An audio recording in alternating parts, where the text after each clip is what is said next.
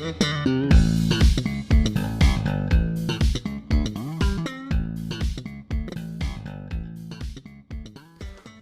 to the GeniusVets Show for veterinary practice owners and industry pros.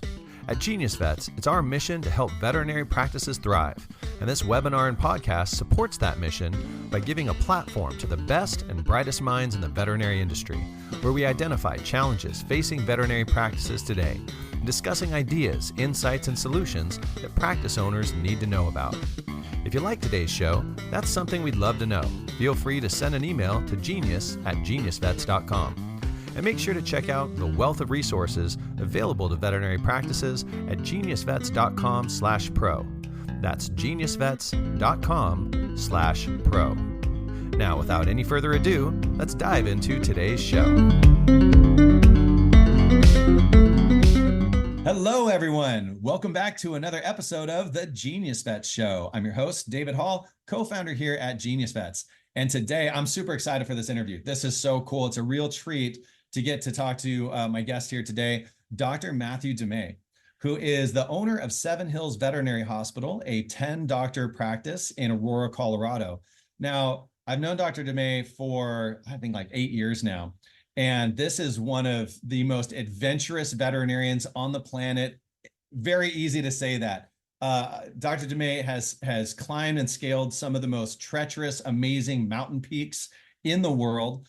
Recently went to Antarctica and did an 80-mile trek to the South Pole, and just got back from Ecuador, where he spent time teaching orthopedic procedures to veterinarians in Ecuador. I mean, this is somebody who's truly adventuring and experiencing the world and giving back to it in amazing ways and running an incredibly successful veterinary practice. So without any further ado, Dr. Demey, thank you so much for taking some time out of your busy schedule to join us on the GeniusVets Show.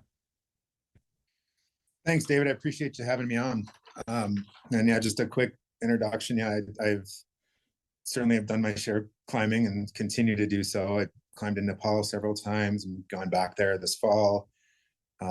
Recently, like you said, was through Antarctica. Didn't you say in Nepal they're opening up like a new range that's never been climbed before? They've opened up a handful of peaks that have never been climbed, and we're gonna go take a shot at one of them. So. Oh, and then so are you literally like, you're going up, like the Sherpas don't even know which trail to take, you're just looking at it and trying to figure it out? Yeah, we have a pretty decent idea, but it's yeah, nobody's been up there. So oh my gosh. No fixed lines, nothing like that. So wow, that is insane. And Antarctica. Yep. How many days was that trip?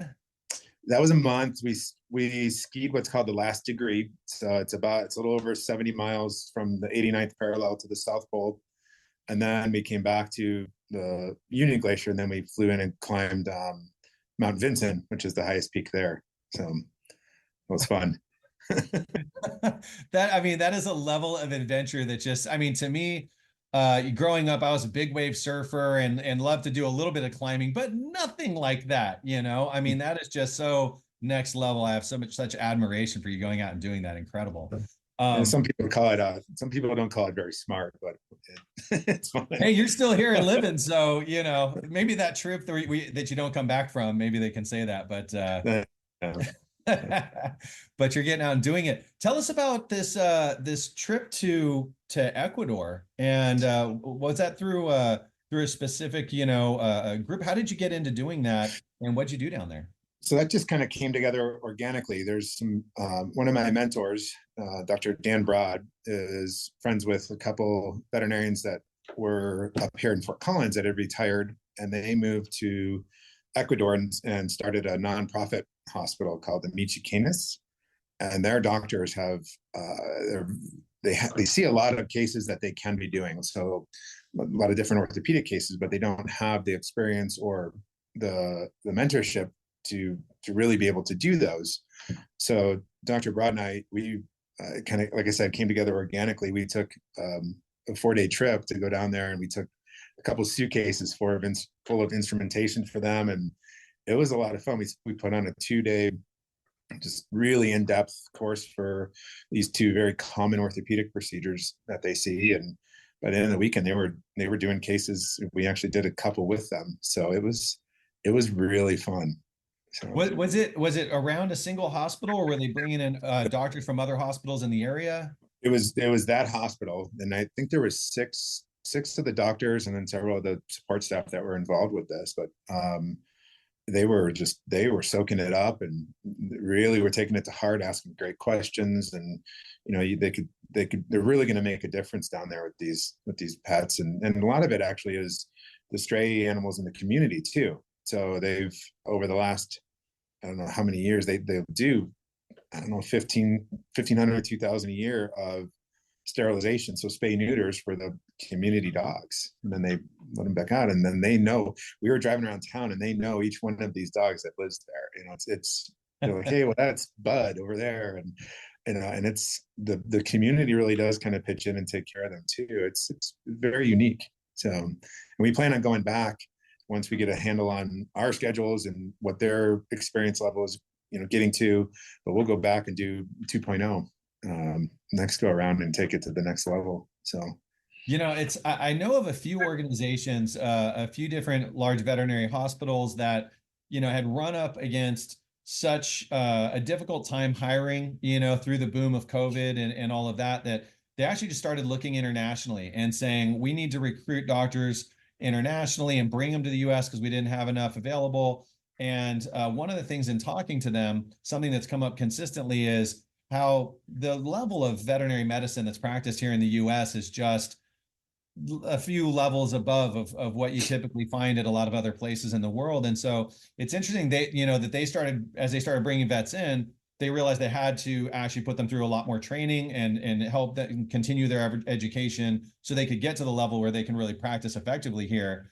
Very willing to do it. A really interesting take on its own. But you're the first that I've heard, taking this other, and I know that this happens. I know there's other vets that do this type of thing, that travel international and go and help out.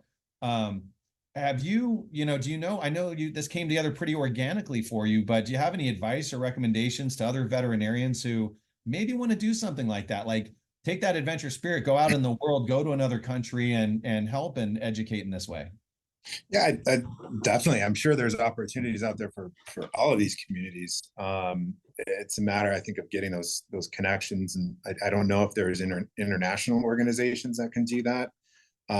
Certainly getting in touch with with hospitals like Amici Canis, and some of those would be ways to kind of spread that. And it's like you just said, it's certainly not lack of intelligence or anything like that. It's lack of resources and mentorship and experience. There's only so much that they can be exposed to at once, and the cases are there. It's just a matter of having somebody be able to show you what to do. And like I said, we got all sorts of instrumentation to go down there, and that's the other limiting factor too sometimes, is resources.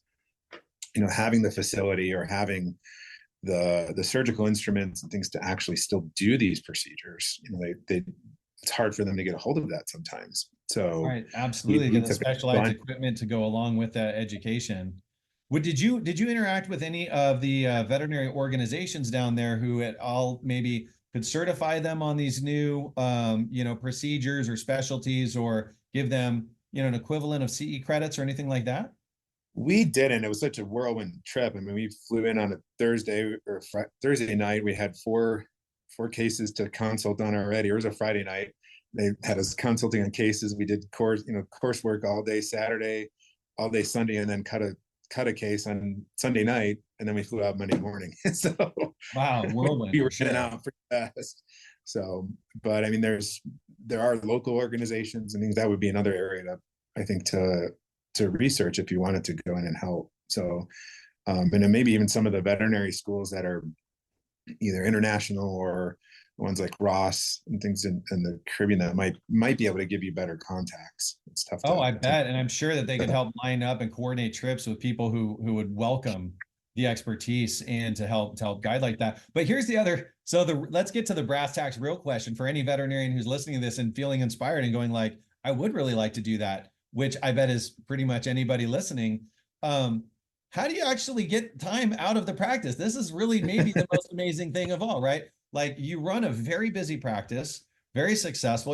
I know you have a lot of doctors, you've built up the staff, and that's the thing, but just how do you manage being the owner of a busy veterinary practice and still be able to, what's allowed you, what could you speak to in your career that where did you have these inflection points where you actually got to the point where you could manage the practice by stepping out of it and go do these trips and take a little time for yourself? Because this is one of the things that I hear most from practice owners is they're just so in the thick of it that Yep. they don't really have the ability to create that separation. Any advice that you may have that helped you? So yeah, this has been a kind of playing the long game here. I started at this practice when I graduated. I graduated vet school in 2000. I started here as a new grad, and we've just built this practice up, and now I'm the sole owner. But it's been a long-term goal of mine and a lot of this originated when I joined a group called the VMG, or Veterinary Management Group, and it's really made me realize that I don't have to be the one potentially producing all of the income. I don't have to be the one doing all the surgeries. So when I really started specializing in surgery, and particularly orthopedics, once I got to a point where I was able then to pass some of that along, my goal was to try to build these veterinarians up to where I'm not part of a celebrity practice. People aren't coming to see me, they're coming to the practice. And I've spent the last 5 or 6 years training an associate to take over a lot of my orthopedic caseload. So it's been a very smooth transition. And it's not that I don't still enjoy doing that, but I'll tell you the things that I enjoy more now is teaching it.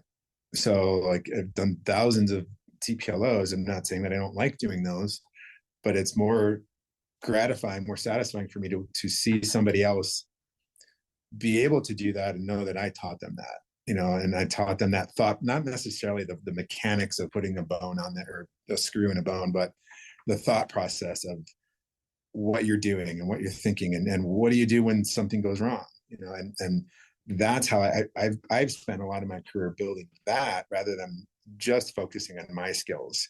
And that's allowing me then to back off of my clinical caseload, which then I can go to Ecuador and teach down there, and then help spread some of this, and still take time for myself to go do these climbing trips and all that, while having not only just the doctors here, but spend a lot of time building up my leadership team, so that I know the hospital is being run, while I'm gone. And essentially my goal is to make myself irrelevant, and I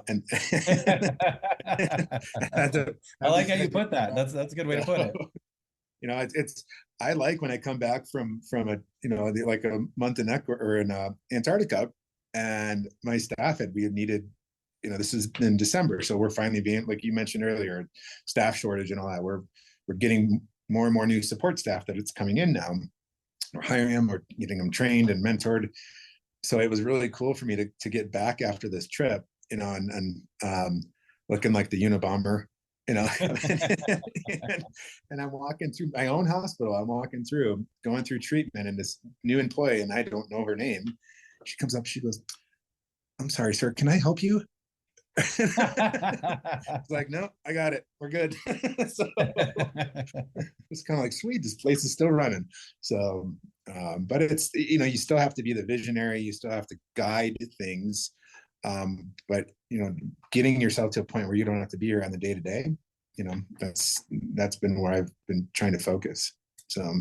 Yeah, it's one of my biggest mentors in business, and I've said this on the webinar podcast before. A guy named Roland Frazier, who I recommend to any business owner. Follow Roland Frazier; he's legitimately just brilliant. And one of the things that he really finally managed to pound through to my thick head was, being the owner of a business is you're supposed to operate above the business, not in the business. Ownership is not on the org chart. And so when you start a business and years ago, and I always operated as like I had to get in and do everything. And I know that there's so many practice owners out there that are in that mindset where they're so hands-on with everything. And you probably, as the business owner, can do things better than anybody, and those sort of things. So you feel like, oh, if I want it done right, I got to do it myself and those sort of things. But the job of an owner is really, you start off by wearing all 85 hats or whatever for every different position in the company. And your job is to hand those off and teach people to where you're not wearing any of the hats and they can operate without you. And that's really ownership. And you could dive in, you could do something if you wanted to, but the real joy is is having the whole business running without you. Was there, obviously you've gone through that. How much, you bought the practice from some owners who had it before. How much do you feel it was kind of set up along that way when you made that transition versus you had to go through and identify those points and go through and create, the training for the doctors and your practice manager and make sure all that stuff was handed off? I don't think there's any specific point. A lot of that, like I said earlier, is the experience I had largely through the VMG group.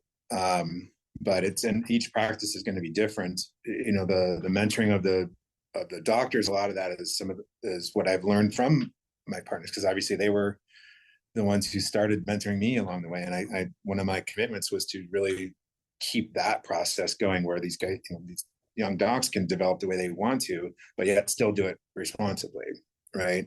Yeah. And then as I learned more and more business knowledge, I would try to incorporate that. And I think I taught them as much as they taught me coming in.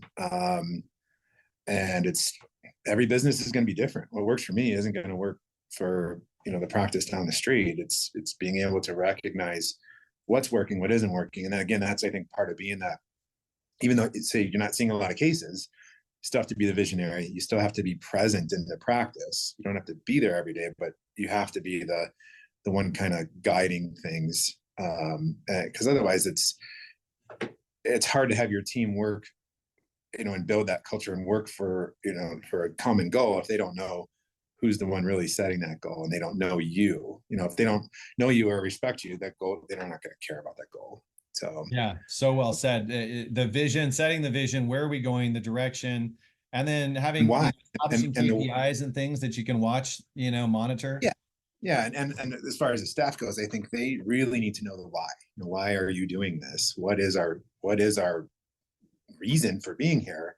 And then let me handle the KPIs and things and try to, okay, hey, we're kind of slipping here a little bit. Why is that? And I can work behind the scenes and then guide things back the way we want to go. But they're the ones out there in the trenches doing the work, So, and they're the face of the practice. They're the ones that are providing all the care. And it's my job to make sure they have what they need to provide it. And it's also my job to make sure that they have what they need for themselves here too, and that it's exciting and they have areas to advance and want to stay. So otherwise, if they're stagnant, they're going to move on too. So yeah, I mean, I love that you came back around a couple of times. We met through your VMG group, and you brought VMG up a couple of times, and that's just something so common with every VMG member that I talk to, is they really point back a lot to VMG. So anybody who's out there, if you haven't looked into VMG yet, I mean, another just huge endorsement from somebody who's obviously just doing it right. Is you check out VMG. It's probably, so many practice owners I talk to say it's the best thing that they ever did in their career, if they can point to one thing that helped them move along, was getting in a VMG group, and it just really gave them that sort of support. Do you feel that? Do you agree? Absolutely. I mean, it totally changed my perception of veterinary medicine and changed my career. I mean, when I got into it, it was just, everything I had seen was if you're going to own your practice, you get in, you buy a practice, or you start a practice, and you put your head down and you work 60 hours a week until you're 70 and, hopefully retire. And this showed me that that's not what, there's way more possibilities out there than just that. And it's, just different perspective, and it's worked really well. So, and I take care of my staff very well, and they take care of our clients and our pets, and everybody's better off for it. So. Yeah, and you're just crushing it. It's such an interesting time for veterinary medicine. I mean, there's a lot of practices out there that are extremely successful like yours, and there's still a lot that are there and they're feeling the struggle, of different things. Feeling their margins that are squeezed, feeling challenges from not being able to attract maybe doctors or staff, struggling with pricing and, worrying like, what's this economy going to do? Something, before I let you go, the topic that has been really, I've been talking with a lot of practice owners about, and I would love to at least get I know that you're on limited time here today, but I'd love to get a quick take, a gut reaction from you on these three topics. What do you think are the trends that are facing veterinary practice owners today that they have to be aware of and deal with? Trends. Well, our workforce has been changing, as far as what doctors' goals are and what, how much they want to be in the hospital, what they want to do.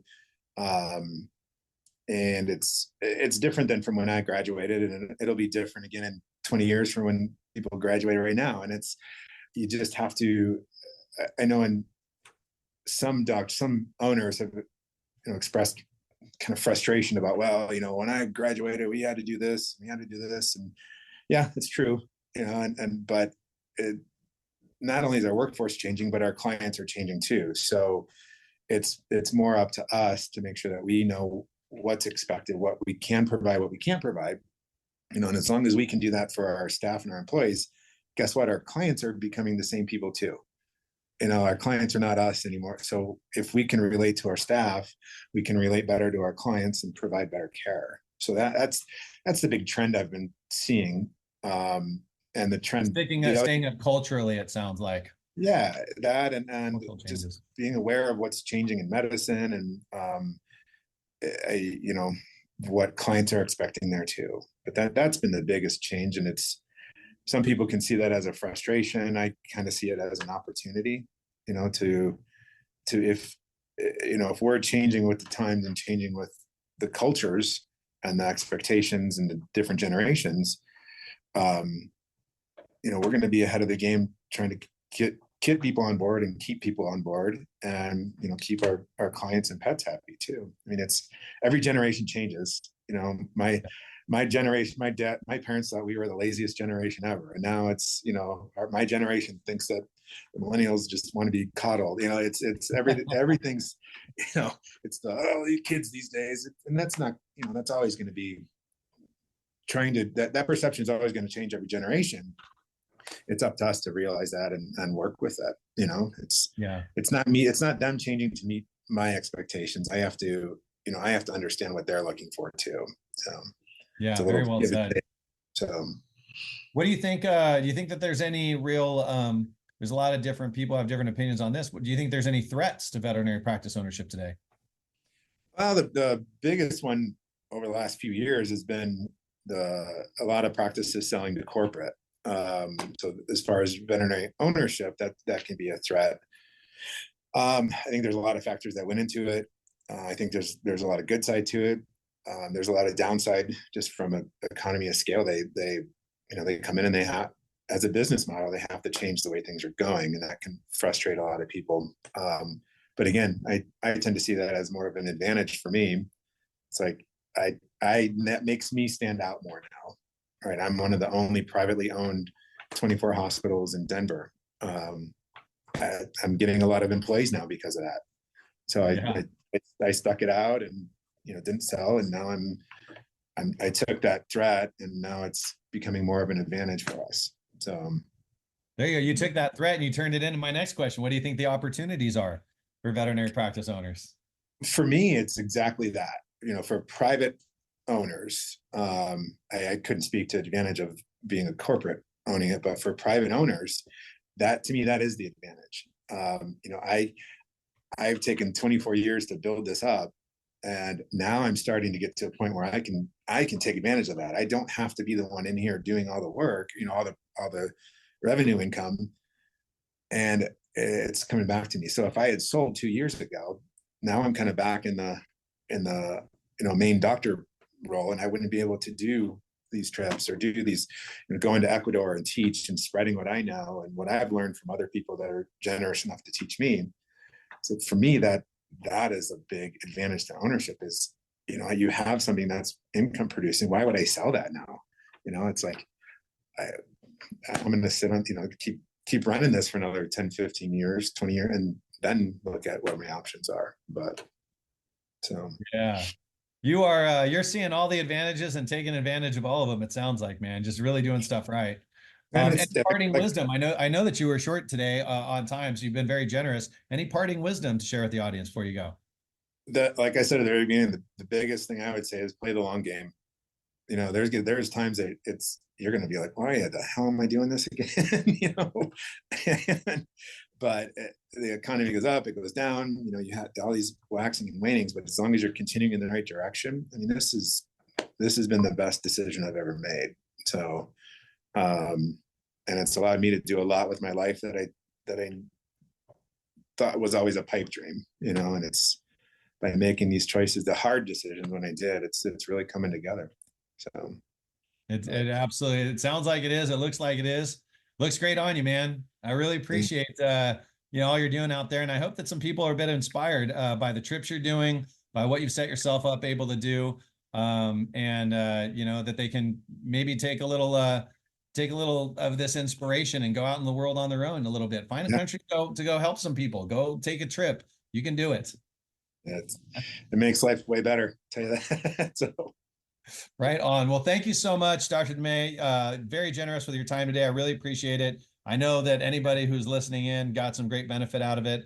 And hey, remember, if you are listening, your veterinary practice right now has a full page profile on GeniusVets.com. It's true. It's a full page profile. It's really important that you go check it out. Make sure that the information's correct. You can claim the profile for free. It's 100% free. We just want to make sure that anybody who's looking for anything related to veterinary in your local area, that all signs in Google are pointing to you. And these profiles rank on page 1 of Google. They're really good. We just want people pointed directly to you because that's our mission. So for Genius Vets, I'm David Hall. Thanks so much for joining us. Tune in next week. We got a lot more great stuff coming. Have a great day. It's no secret that the past 2 years have been a roller coaster ride for veterinary practice owners. But the truth is, right now is the greatest opportunity of your lifetime to grow and strengthen your veterinary practice for years to come. Business goes in cycles. These cycles have peaks and valleys. Right now we're at a peak, but at some point there will be a valley. Smart and successful business owners find a way to build a bridge to get from peak to peak so that they never have to climb out of a valley. Now is the time for you to build your bridge. What is that bridge? It's an investment. Investing in your operations, in getting your staff well aligned, and in delivering a higher level of customer service. Are you looking to attract doctors and staff?